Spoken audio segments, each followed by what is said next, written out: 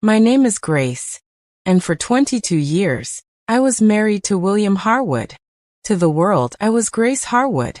But to the Harwoods, I was always Grace. The period after my name was always implied. The final word. The end of the discussion. I came from a world of library quiet and mended seams. My parents were teachers. Our wealth was in books, in time, in conversations that lasted for hours. The Harwood wealth was in portfolios, in legacy, in the weight of a name that opened doors before you even knocked. I was the local girl who'd caught the eye of the prince of the county, and they never, ever let me forget it. I was too simple. My family was too poor. My voice was too quiet. I didn't have the sheen. Their weapon of choice was not cruelty. It was irrelevance. I was a pleasant piece of furniture William had brought home. They would talk around me, about people I didn't know, deals I couldn't possibly understand, art I had no context for. If I spoke, there would be a polite pause, a blink, and then the conversation would flow right over me, like water over a stone. What they never saw, what they refused to see, was our marriage. William was the heir, but his soul was an artist's.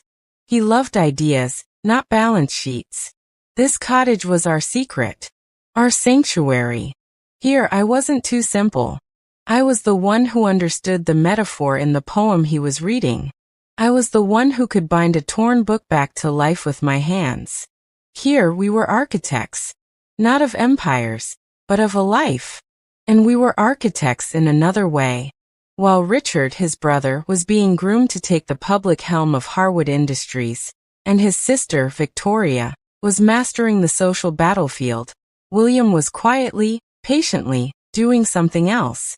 He was learning the business from the ground up. Not from the boardroom, but from the factory floor, from the shipping logs, from the pension plans. And he was teaching me. He said to me once, "They see a seamstress. I see a strategist. You understand how things are joined, Grace. How tension holds something together or pulls it apart. That's all a business is." So I learned. I learned about leveraged buyouts and liquidity crises. I learned about the fragile ego of their old guard board. I learned that the family fortune was a gorgeous, gilded antique, with termites in the beams. When William got sick, it was fast. And in that storm of grief, his family saw their opportunity. They saw the fragile, simple widow. They expected me to be a ghost, to let them handle things. To let the smooth, powerful lawyers they recommended guide me. To accept their version of events, of the will of my place. The will was read in that terrible, airless room. My in-laws wore expressions of practiced solemnity. They were ready to be magnanimous in their victory, to grant me the cottage, perhaps a small stipend. William's personal lawyer, a man named David Cohen whom they'd always despised for his independence, was there. William left me everything, not just his personal assets. He used mechanisms they'd ignored, trusts, holding companies, voting shares, to leave me in control of the estate, of his majority stake in the family business. I wasn't just the widow. I was the heir, the successor, the chair of the board in waiting. The silence after the lawyer finished was the first true silence I'd ever experienced with them. It wasn't a silence of dismissal. It was a silence of utter, world-shattering shock. And then the storm came. The accusations. The threats. The lawsuits. You manipulated him in his final days. You've stolen our birthright. I didn't crumble. I had David Cohen. And I had William's lessons. I held the line. For 3 years I held it. I attended board meetings. I voted my shares. I was a block of granite in a chair they thought belonged to them. With me as a passive but immovable obstacle, Richard couldn't execute his grand vision. So he and the board got creative. They leveraged, they borrowed, they poured everything into a new venture. A luxury resort in a country they didn't understand. They sidelined the core business. the manufacturing plant that had been the true source of wealth for 4 generations. They called it pivoting. I called it pride. I watched from my seat, voting against, warning, and being outvoted by the sycophants Richard had installed. It failed. Spectacularly. Environmental protests, construction delays, cost overruns, a tourism downturn. The debt came due. The core business, neglected and bled dry, couldn't cover it. The house of cards, the one they'd built while calling me a simpleton, collapsed.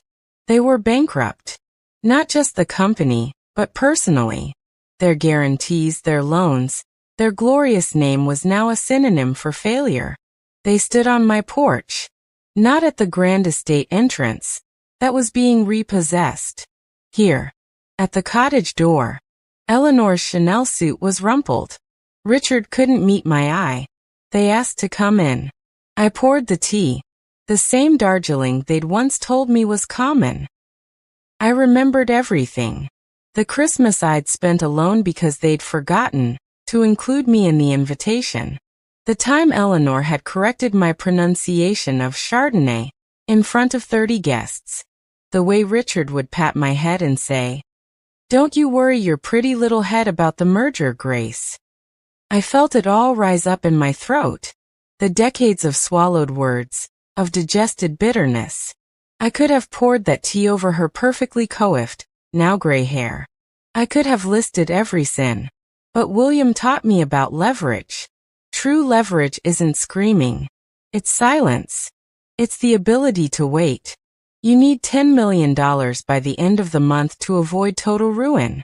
The banks won't touch you. Your friends have vanished. You've come to me. I will provide the capital. I will save Harwood Manufacturing, the original plant, and the jobs of the 300 people who work there. Not the name. Not the holding company. Not your debts. The asset. The thing that actually makes something. You will listen now, Richard. I will become the majority owner. The company will be renamed. You will have a job there, if you want one, on the operations floor, learning the business you were supposed to inherit. Eleanor, you will receive a stipend from a trust, enough to live in dignity, not in luxury. Victoria, the charitable foundation you used as a social ledger will be dissolved. We will start a new one, focused on literacy. You can run it with oversight. It wasn't a rescue. It wasn't revenge.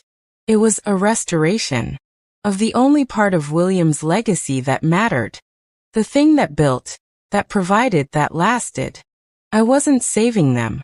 I was saving the craftsmanship, the livelihoods. And I was making them participants in that salvation. They had to get their hands dirty in the soil they'd spent a lifetime pretending they were too good to touch. It's been 2 years. The business is profitable. We employ 320 people. We make excellent things. They call me Grace. But now it's not a period. It's my name. They say it with respect. Not affection, but a hard one, grudging, essential respect.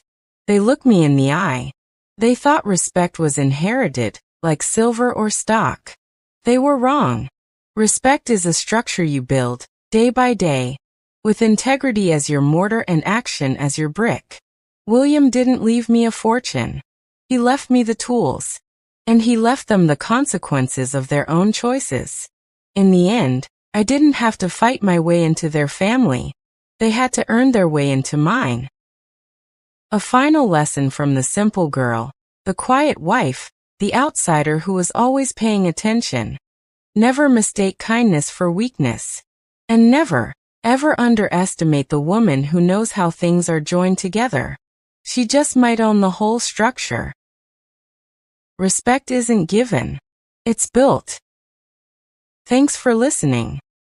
If you want to hear more story like this, please like the video and subscribe the channel. Hit the bell icon to get notified.